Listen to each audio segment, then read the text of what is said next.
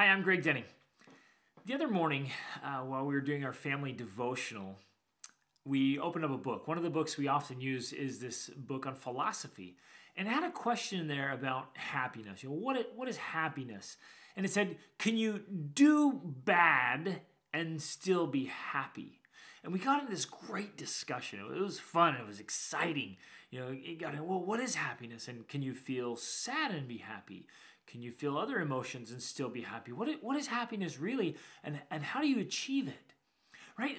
We all want to be happy. The world is seeking happiness.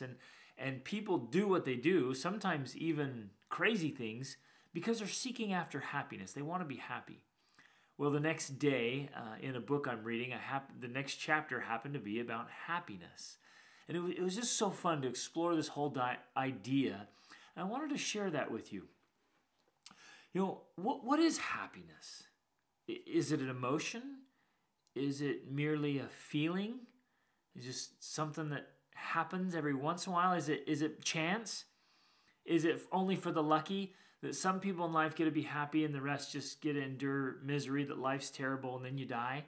Is happiness for after this life? What is it? And I really have come down to this idea that happiness is a way of being, where inside of that way, you get to experience all the good emotions. Sadness, anger, frustration, bliss, pleasure, all those great things. But it's a way of being. And you get it by choosing it. I really believe that. Happiness is a choice. But too many people, they miss it. They inadvertently or unconsciously are choosing other things besides happiness. Let me give you some examples.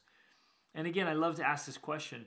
What is your predominant emotion? What is it you feel most of the time? As I've asked that to a lot of different people, the most common answers I get are frustration or blah.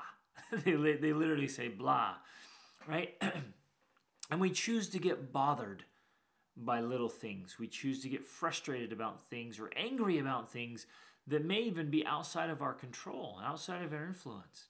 And so we walk around kind of just bothered all the time without, really consciously going, wait a minute, why not choose happiness? Why not choose, one, to feel good, and two, to live in the way of happiness, which includes doing the things that bring happiness into your life.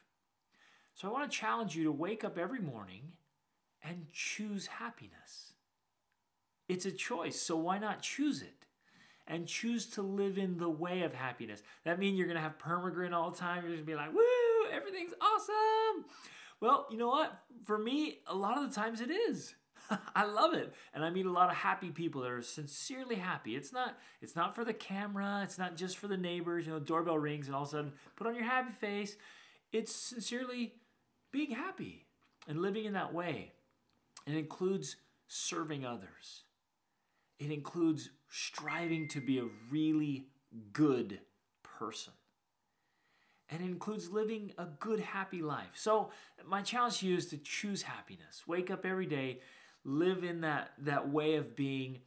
Refuse to allow yourself to unconsciously or inadvertently choose the lesser way of being or the lesser feelings. Choose to be frustrated or angry or upset over small things. Just refuse. Refuse to be bothered by small, insignificant things, right? Remember, I always say only small people are bothered by small things. Let's outgrow that. Let's choose to be happy. And honestly, this may sound a little naive. You're like, oh, it's not just a choice. Yeah, in some ways, it's that simple. We choose to be happy. We choose to live after the manner of happiness. So let's go out and do it. Reach upward.